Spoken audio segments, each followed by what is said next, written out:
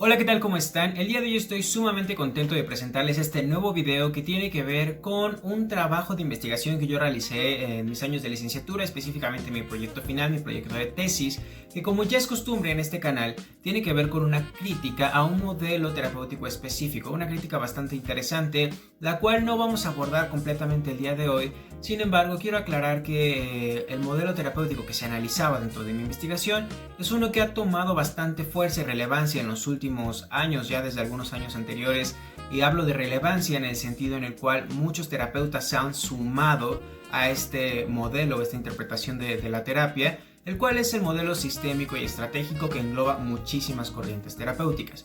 Sin embargo, como ya les mencionaba, el día de hoy no vamos a abordar tal cual la crítica que realicé yo en mi investigación de tesis, sino vamos a intentar analizar un término que a mí me causó bastante duda cuando estuve investigando esta situación y platicaba con muchos psicólogos acerca de este tema. Tiene que ver con que me sorprendió notar que algunos de los psicólogos con los que yo llegué a tener conversaciones sobre este tema se autoproclamaban psicólogos sistémicos o humanistas sistémicos, es decir, como si en estas dos corrientes del entendimiento de la terapia existiera un punto de convergencia en el cual ellos pudieran abordar a sus pacientes, es decir, como si ambos fueran compatibles en un sentido bastante amplio como para denominarse sistémico-humanistas.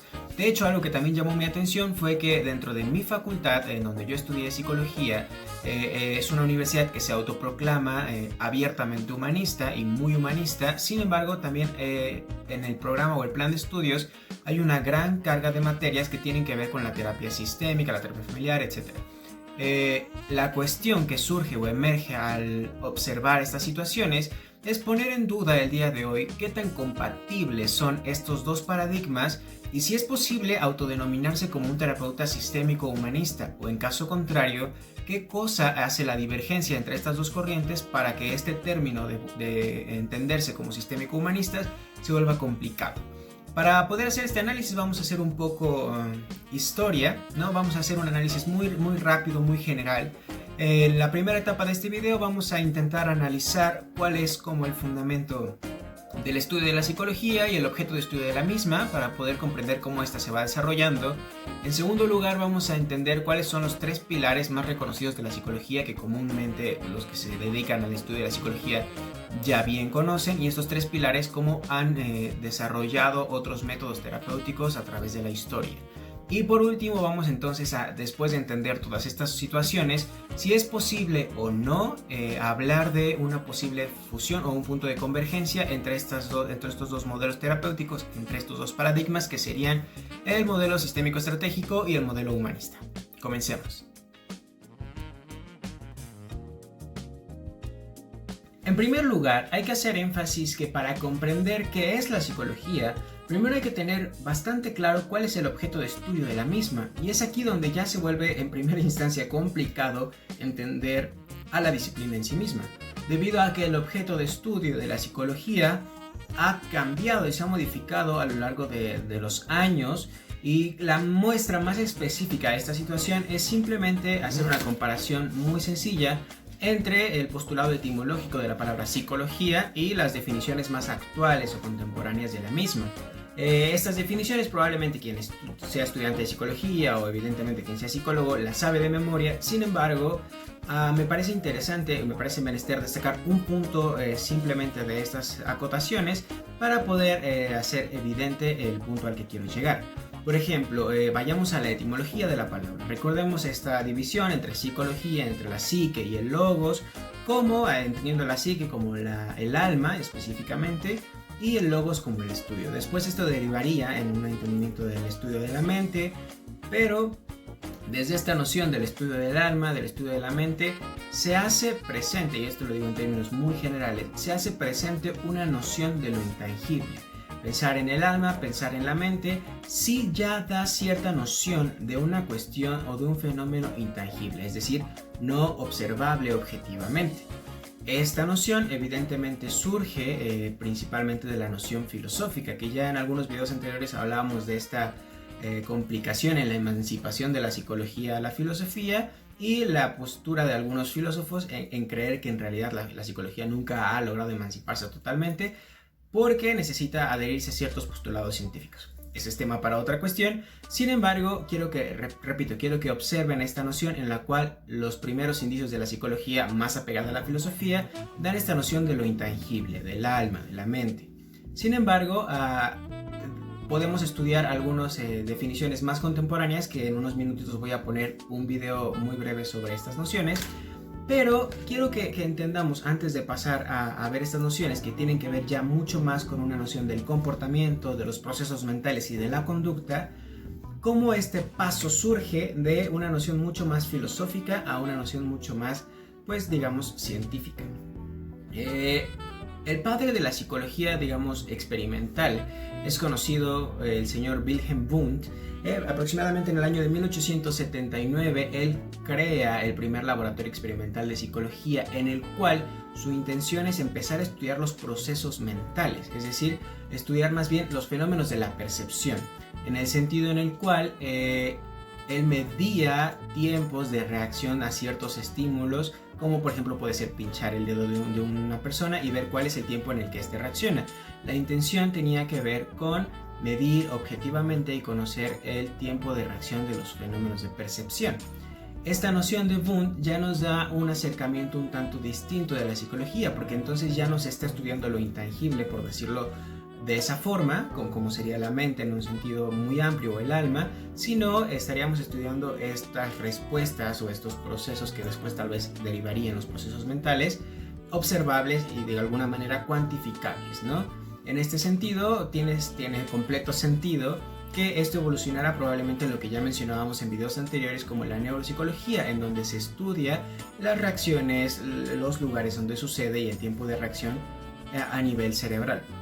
Sin embargo, la intención de mencionar a Wundt simplemente es entender a este personaje como un parteaguas de separación entre esta noción más filosófica de la psicología y un entendimiento mucho más tal vez experimental objetivo de la misma. Si me permiten, vamos a ver dos definiciones muy breves de lo que es psicología en un sentido mucho más contemporáneo y vayamos a analizar cómo esto puede transcurrir en la creación de distintos modelos terapéuticos. La psicología es una ciencia que se encarga del estudio de los procesos y fenómenos mentales, en especial con lo que respecta a la conducta humana y animal. Debemos de tener en cuenta que en un inicio la psicología como ciencia experimental probaba sus teorías a través del comportamiento animal. Tiene 4 metas fundamentales. La primera es describir el comportamiento, explicarlo, predecirlo y en algunas ocasiones modificar la conducta humana si llegase a ser necesario. ¿Y qué es la psicología? Bueno, debemos decir que la psicología es una ciencia social y una disciplina académica enfocada en el análisis y la comprensión de la conducta humana y de los procesos mentales experimentados por individuos y por grupos sociales durante un momento y situaciones. Como pudimos observar, al igual que se mencionaba ya hace algunos momentos, estas definiciones, que son mucho más contemporáneas, ya tienen que ver con un entendimiento mucho más objetivo de la psicología. Ya no estamos hablando de la mente, del alma como lo intangible, sino estamos enfocándonos en los procesos objetivos como la conducta, los procesos para la realización de la conducta, etc. Me parece que incluso en algún punto se menciona específicamente que las metas de la psicología tienen que ver con estudiar, prever y modificar la conducta de los sujetos. Entonces, muy bien, esto es un parteaguas para entender de dónde surgen lo que posteriormente se entenderían como los 3 pilares fundamentales de la psicología y que nos van a ayudar a entender si esta unión de los paradigmas que mencionamos al principio del video es posible o no. Así que si les parece bien, inauguramos la segunda sección que tiene que ver con los 3 pilares fundamentales de la psicología.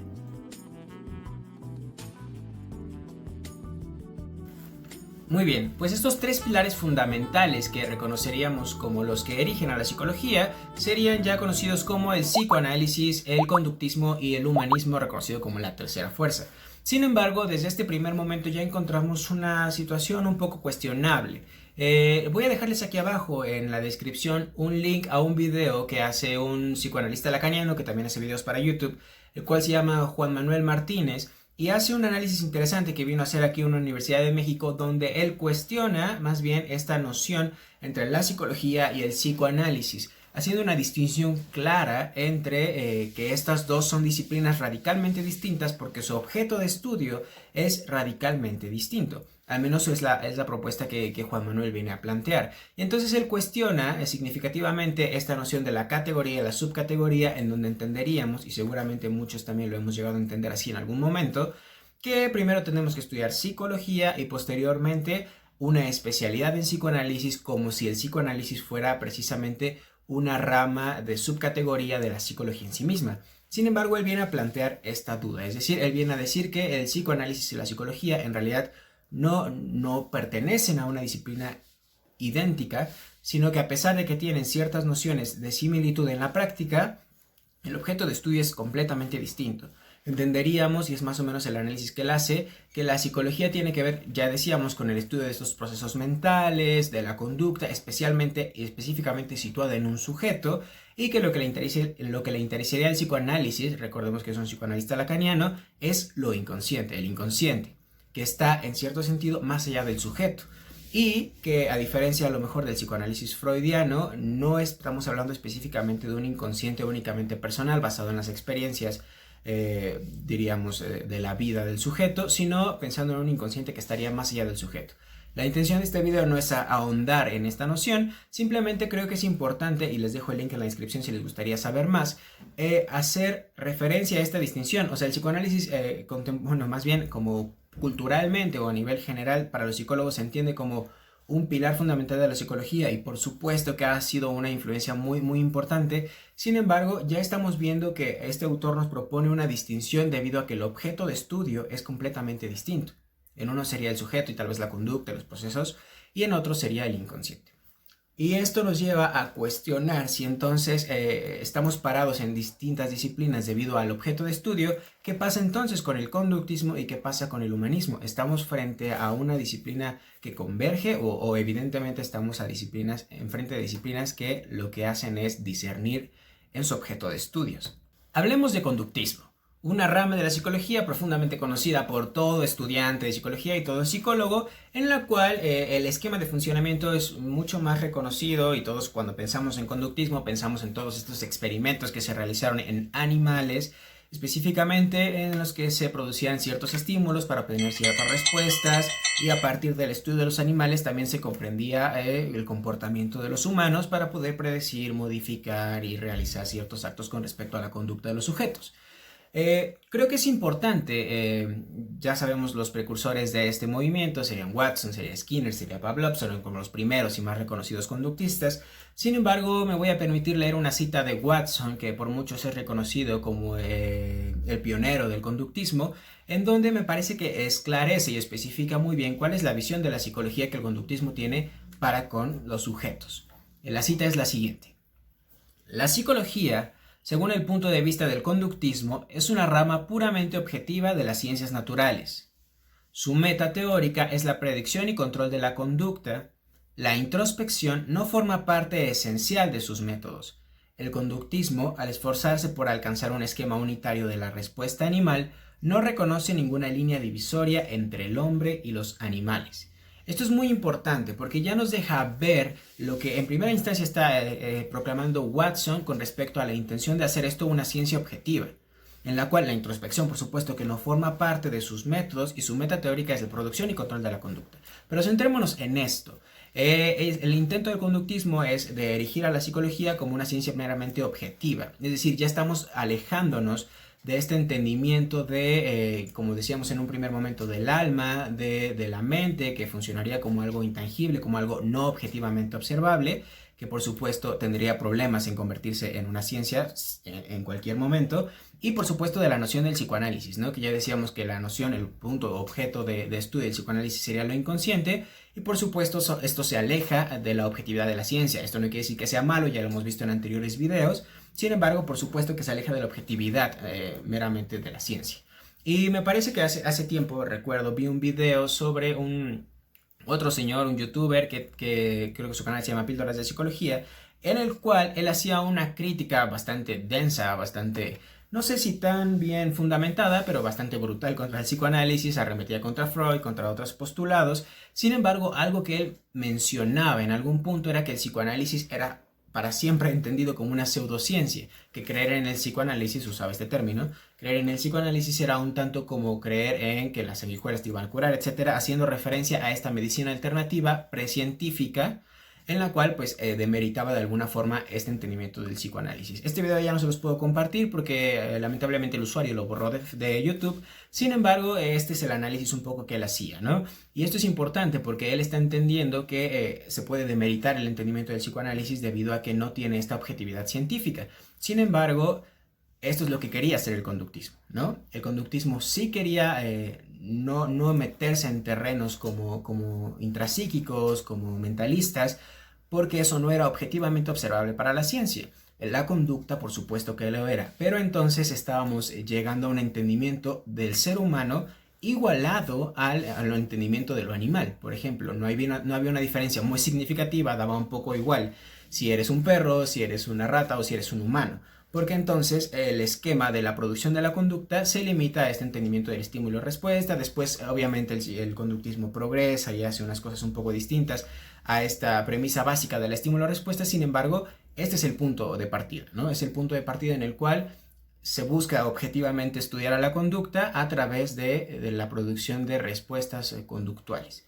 Esto después viene, me parece, a esbozar en terapias mucho más no sé, elaboradas, me atrevería a decir, como lo racional emotivo, como el cognitivo conductual, a expensas de lo que algunos cognitivos conductuales probablemente puedan decirme, pero el esquema me parece un tanto relacionado en el sentido en que, bueno, en el sistema cognitivo conductual lo que haríamos es entender que un pensamiento crea ciertas reacciones físicas y por supuesto crea ciertas conductas y entonces vamos a intervenir en el pensamiento para que la respuesta conductual sea distinta. Evidentemente esto es un entendimiento muy general.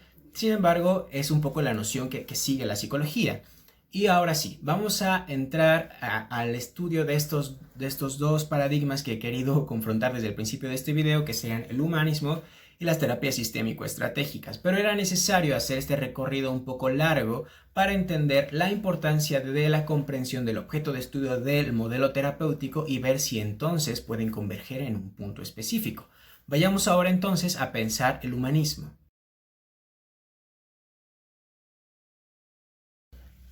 Como ya lo mencionábamos hace algunos momentos, el humanismo nace o se entiende como la tercera fuerza, haciendo referencia a esta distinción entre lo que era el psicoanálisis, entre lo que era el conductismo, proponiendo al sujeto como el centro de todo, como el centro del mundo y el centro de toda intención terapéutica, por supuesto. Hablábamos ya anteriormente que el psicoanálisis haría referencia o haría énfasis a una cuestión de lo inconsciente, al inconsciente, que si somos estrictos en pensar esta noción, el sujeto no está en el centro de esta terapia, ¿no? Vayamos al conductismo, como ya mencionábamos, en el cual ni siquiera importaba la experiencia del sujeto, ni la introspección y el mentalismo, sino únicamente la conducta, la producción de la misma y la forma en la cual podríamos intervenir en la producción de la conducta. En ninguno de estos paradigmas se hacía un como énfasis primordial entre entender al sujeto como el principal o poner al sujeto como en el centro del mundo, precursor de toda intervención terapéutica. Entonces es así como en términos muy generales se postula el humanismo. Entenderemos a diversos autores como los precursores del movimiento de la terapia humanista, como Carl Rogers, como Abraham Maslow, en el terreno un poco más de la terapia Gestalt, pero que también se puede entender bajo estos parámetros, de Frederick Perls. Dentro del entendimiento de las terapéuticas de estos personajes, se entiende evidentemente primordialmente al sujeto como foco principal y a la experiencia y percepción del mismo como foco principal del entendimiento de toda intervención terapéutica. Sin embargo, para fines de este video vamos a ir un poco más atrás hasta sus postulados epistemológicos, ya que vamos a hacer lo mismo con la terapia sistémico-estratégica para poder entender cuál es el problema o el conflicto del entendimiento de decir que estas dos pueden converger en un punto tan importante como que las personas pueden decir que son sistémico-humanistas o humanistas sistémicos. Vamos entonces a los postulados epistemológicos. Estos postulados los voy a plantear de forma muy general porque desde hace tiempo ya vengo diciendo que quiero hablar sobre estos postulados con otra persona respecto a los postulados de la terapia humanista. Sin embargo, es algo que ya hemos esbozado anteriormente en los videos anteriores. Términos como fenomenología, términos como existencialismo ya se han hablado bastante en nuestros videos. Empecemos esbozando la noción de la fenomenología. Para esto no vamos a hacer un análisis amplio de la fenomenología en sí misma, sino vamos a tomar uno de sus conceptos principales para el entendimiento de lo que queremos abordar. Este término o este entendimiento hace referencia a la conciencia. Definiendo la conciencia desde mi investigación como un conjunto de vivencias. ¿Pero qué queremos decir con esto? Recordemos en videos anteriores cuando mencionábamos esta ligadura de la conciencia y el mundo. Esta ligadura indisoluble que de algún modo pone fin a esta interminable discusión de la diada sujeto-objeto, un poco de la noción cartesiana, en donde los objetos del mundo de alguna forma podrían estudiarse fuera de toda conciencia o toda comprensión situada a una conciencia. Esta era un poco la noción que se tenía ya desde diversos años y desde diversas posturas filosóficas, en la cual un objeto del mundo podría ser estudiado de forma muy objetiva, más allá de cualquier conciencia que la perciba. Un poco aún la noción de la psicología, de la ciencia en sí misma. Sin embargo, la fenomenología entendería que esta diada es indisoluble, es decir, que hay una imposibilidad de estudiar de forma meramente objetiva los objetos del mundo, valga la redundancia, sin que haya una conciencia que los haga aparecer. El interés entonces estaría en abordar a la conciencia, abordar cómo se le aparece el objeto del mundo a la conciencia, cuáles son las vicisitudes que tiene este abordaje, y entonces el punto focal de interés estaría en la conciencia y en la comprensión de esta de los objetos del mundo. No perdamos de vista esto porque es fundamental para entender la diferencia más clara entre lo que queremos hacer de entre estos dos paradigmas. Recordemos que el humanismo, con su base fenomenológica, el punto de partida sería la conciencia que hace aparecer al mundo. No un objeto del mundo separado de la conciencia, sino específicamente aquello que lo hace aparecer. Para esto voy a leer una breve cita de Vázquez Roca siguiendo las ideas sartreanas, donde se ejemplifica y se aclara mucho más lo que acabo de mencionar. La cita es la siguiente. Así toda conciencia queda caracterizada por apuntar a un objeto, lo percibido, lo recordado o lo amado. La conciencia en sí misma no es nada, es siempre conciencia de algo. Existe solo en la medida en que se erija su atención hacia un objeto, hacia una meta. Ese objeto intencional está constituido por los múltiples logros sintéticos de la conciencia y aparece en su estructura general, ya sea en la percepción, la memoria o la imaginación. Lo que quiere decir o lo que queremos tomar de esta cita tiene que ver con esto que les mencionaba. Cuando Sartre, cuando las ideas seguidas de Sartre mencionan que la conciencia no es nada, un poco el título de Sartre que lo deja ya bastante claro, el ser y la nada, la conciencia no es nada y siempre está ligada a un objeto del mundo, por supuesto. Pero estos objetos del mundo solamente pueden ser entendidos con base en la conciencia que los hace aparecer, con la conciencia que los hace emerger. Entonces todo intento, posteriormente ya pensando en la psicología humanista, todo intento de intervención tendrá que ir dirigido a aquello que hace aparecer el suceso, es decir, a la conciencia que hace aparecer el objeto o la cuestión del mundo, que es lo que decíamos un poco cuando estudiábamos Emociones, el peor error de los psicólogos, en este video anterior, en el cual se mencionaba que la emoción es parte de esta relación con el mundo y entonces se tiene que entender a la emoción desde la conciencia que hace emerger la emoción. Por eso estudiar la emoción objetivamente como una emoción universal sobre como qué es la tristeza, qué es el miedo, qué es la angustia, como algo completamente objetivo, está incurriendo en coartar el entendimiento específicamente de esta noción, en la cual es imposible, digamos, estudiar objetivamente algo más allá de la conciencia que la hace aparecer, ¿no? Específicamente en estos terrenos. También tenemos por otro lado la noción existencialista, otro término que hemos escuchado, otra disciplina filosófica en la cual hemos entendido en términos muy generales con esta frase muy famosa de Sartre en la cual menciona que la existencia precede a la esencia, que la cuestión está enfocada en la libertad del sujeto y la libertad de elección, como hay algo como una no predeterminación del sujeto. Si la conciencia es la nada, entonces no hay una predeterminación del sujeto. No hay nada que venga a poner al sujeto en unas condiciones irrompibles para él mismo, y entonces será el propio sujeto y sus elecciones en su proyecto de ser los cuales estarán definiendo al hombre en sí mismo, se estarán definiendo a sí mismo. Por lo tanto, aquí hay un énfasis muy grande en la libertad, en el ejercicio de libertad y en las decisiones del sujeto.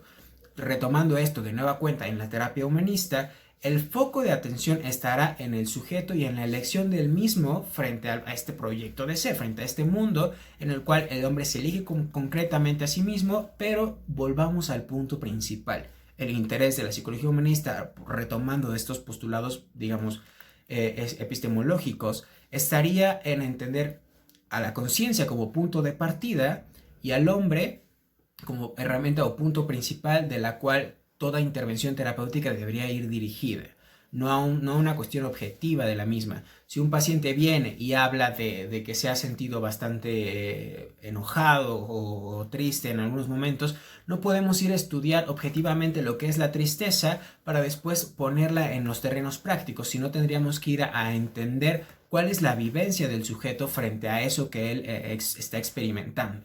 No perdamos de vista este punto principal de la psicología humanista, porque en este momento que abordemos la cuestión de las terapias sistémico-estratégicas, veremos cuál es la dificultad de entender estos puntos como convergentes. Vayamos entonces a estudiar la noción sistémico-estratégica. Al igual que como sucedió en la psicología humanista, no vamos a abordar tampoco en la terapia sistémica cada uno de los, digamos, derivados de la clínica o los modos clínicos que operan, es decir, no vamos a adentrarnos específicamente a cada uno de los modelos que conforman el modelo general de la terapia sistémica. Sin embargo, vamos a entender los parámetros principales y vamos a entender el punto de partida de donde emerge la terapia sistémica para entender cuál es su objeto de estudio y qué tanta relación tiene con lo que ya mencionábamos del humanismo. Para empezar, hay que aclarar que no se le reconoce a la terapia sistémica como perteneciente directo a ninguno de los tres paradigmas que ya mencionamos anteriormente, ni el psicoanálisis, ni el conductismo, ni el humanismo. Pero vamos a estudiar sus postulados, digamos, epistemológicos para entender de dónde surge y a cuál podríamos relacionarlo más de forma directa o tal vez a ninguno, no lo sé, pero vamos a intentar definirlo a través de este entendimiento. ¿Qué es la terapia sistémica? Muy bien, en términos muy generales entenderíamos a las terapias sistémicas o las características generales de la terapia sistémica como aquellas que priorizan la conducta en interacción. Es decir, el foco de atención, el punto principal de atención de las terapias sistémicas estaría en la interacción de los sujetos con su medio o con su sistema. Pero para poder entender esto más a fondo, habrá que pensar en los pilares fundamentales que rigen a la terapia sistémica, que en este caso los entenderíamos como 1. La teoría general de los sistemas de von Bertalanffy, 2. La cibernética de primer y segundo orden posteriormente, 3. La teoría de comunicación humana y 4. La terapia familiar en general. Pero vayamos a estudiar un poco más los primeros dos, la teoría general de los sistemas y por supuesto la cibernética. Antes de eso, ya como su propio nombre lo dice, el modelo sistémico, las terapias sistémicas, tiene que ver en relación directa con el término sistemas, que no es precisamente nacido o creado en un terreno psicológico, sino que va más allá o que tiene que ver con un entendimiento más de otro tipo de conocimiento. Vamos a leer una definición muy sencilla de sistemas que nos va a ayudar a entender y ejemplificar lo que quiero decir. Un sistema es un conjunto de elementos relacionados entre sí de tal forma que un cambio en un elemento afecta al conjunto de todos ellos. Los elementos relacionados directa o indirectamente con el problema y solo estos formarán el sistema que vamos a estudiar. Esto último creo que fue de más, pero el punto importante es lo primero. Es un conjunto de elementos, ¿no? Que interactúan entre sí y el cambio de un elemento va a afectar a los demás. Es un poco el entendimiento general de la terapia sistémica. Si un elemento del sistema, en el sentido familiar, por ejemplo, entendido, cambia, esto afecta a la dinámica general de todo el sistema.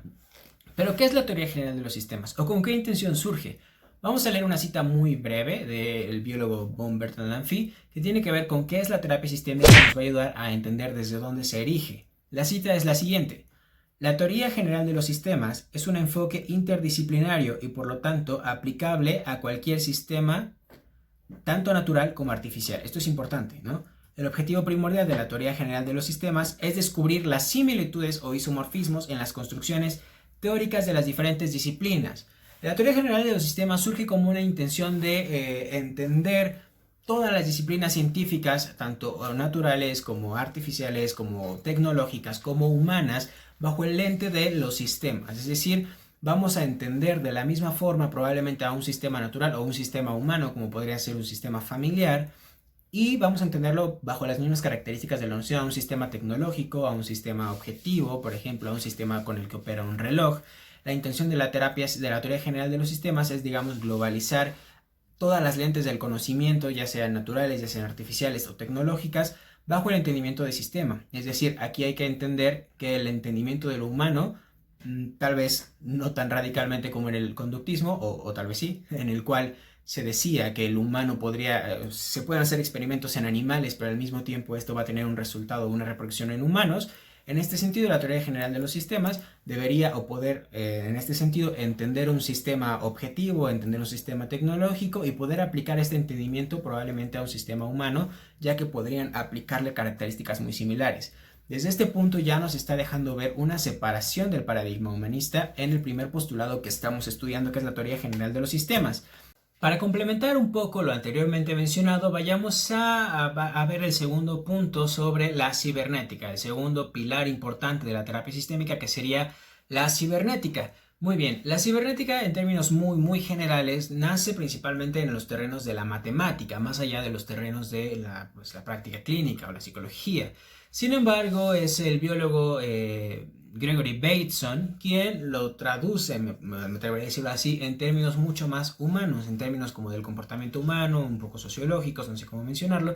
Sin embargo, el punto importante que postula Gregory Bateson con respecto a la cibernética y la cibernética en general tiene que ver con un desplazamiento de esta noción causal de la conducta. Es decir, ya no vamos a estudiar a la conducta o el comportamiento de los sujetos partiendo únicamente de lo que los sujetos nos puedan decir o de lo que podamos entender de los mismos, sino que es necesario entender el contexto y observar el contexto donde la conducta emerge para poder darle un sentido a la conducta o darle un sentido al comportamiento.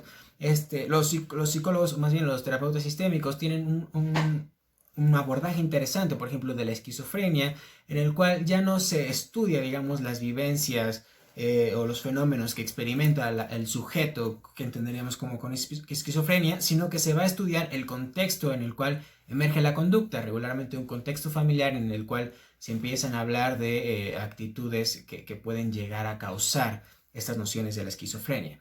El punto importante de la cibernética, repito, tiene que ver con que ya no se va a estudiar al sujeto de forma aislada, sino que se tiene que observar y estudiar con todo un conjunto sistémico, es decir, regularmente tiende a ser el sistema familiar. Para que una conducta tenga sentido, tiene que estudiarse el contexto en donde la conducta emerge. Y entonces pasamos de una relación de causal, de A provoca B, a una reacción un poco más circular, en donde A, B, C son completamente complementarios y la conducta se va a entender siempre con base en un contexto específico.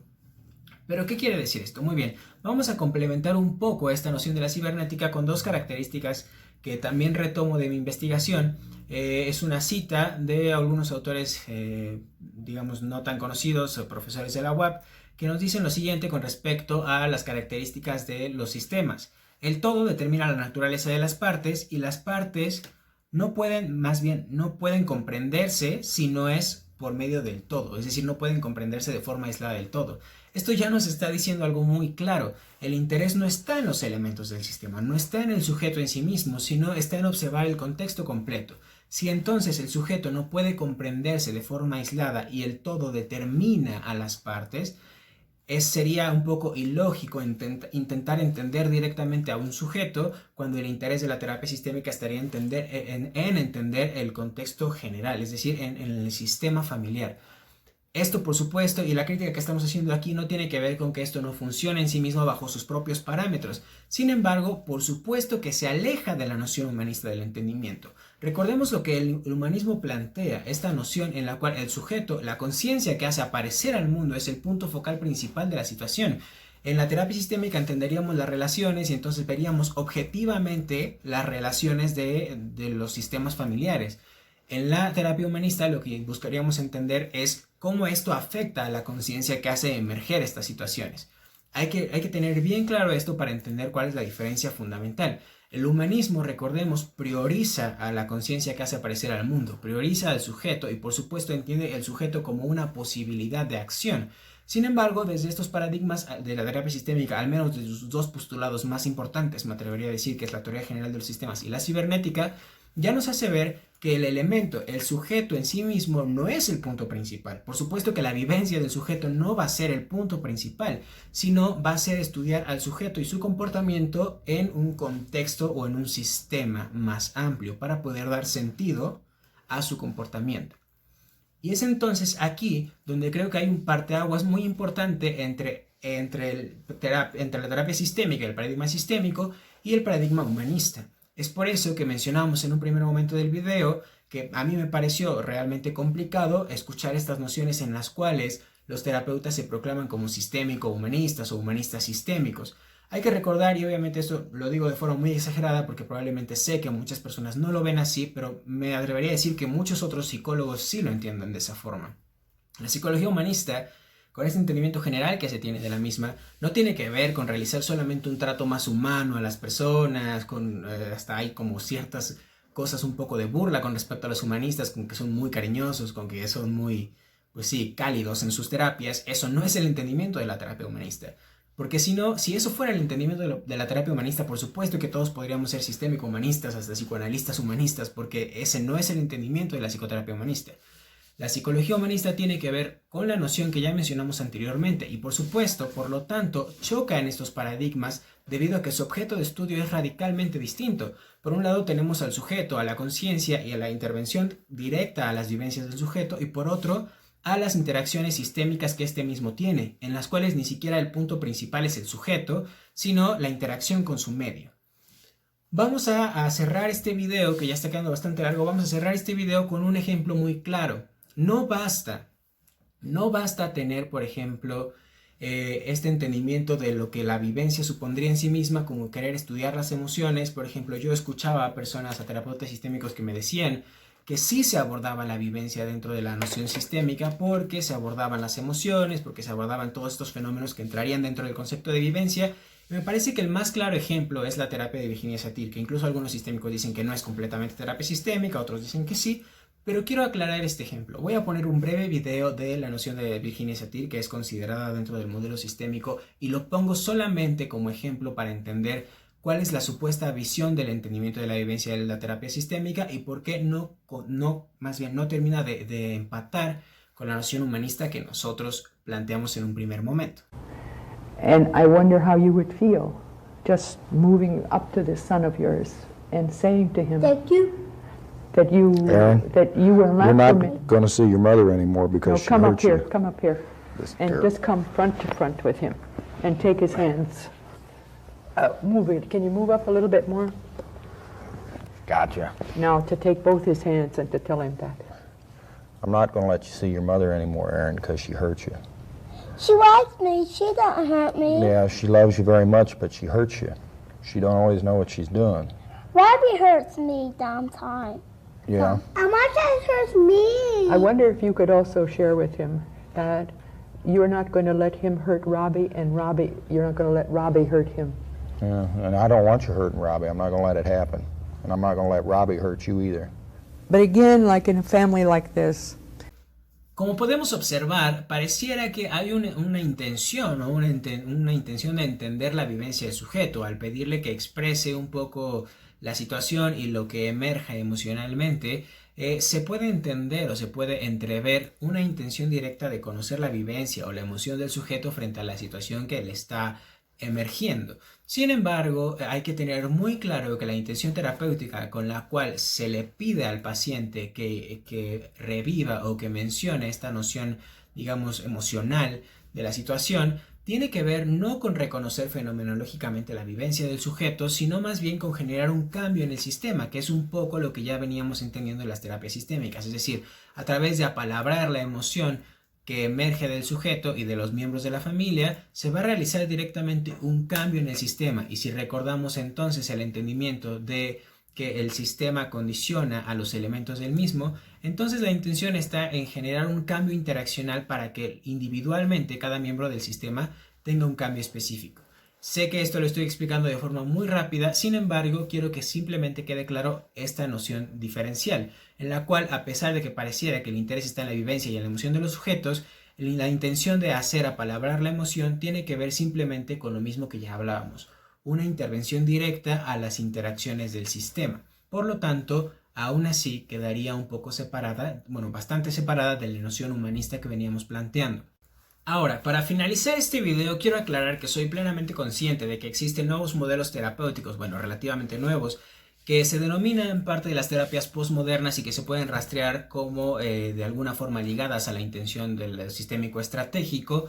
Sin embargo, estas nuevas postulados de la terapia, que serían las terapias postmodernas, como las centradas en soluciones, como la narrativa, se jactan de entender de forma mucho más directa la distinción de la conciencia fenomenológica que hacíamos con respecto al humanismo. Es decir, sé que estas nociones existen, sin embargo, lo que planteamos el día de hoy es únicamente esta distinción entre el modelo, ¿no?, sistémico estratégico generalmente conocido junto con el paradigma humanista.